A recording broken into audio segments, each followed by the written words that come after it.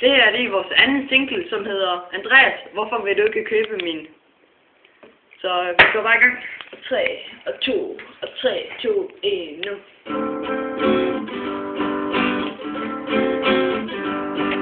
Jeg gik ned ad gaden og mødte en mand.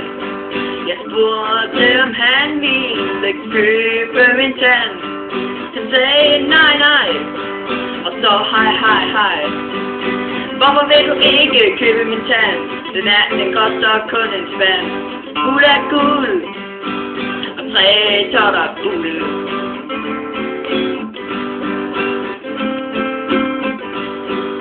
Jeg gik ned ad gaden og mødte et barn.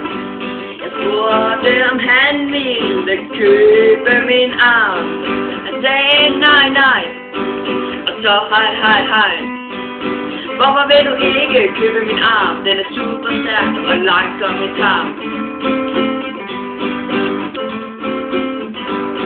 Jeg gik ned ad gaden og mødte en mur. Jeg spurgte om den ville købe et ur. Den sagde nej nej, og så hej hej hej.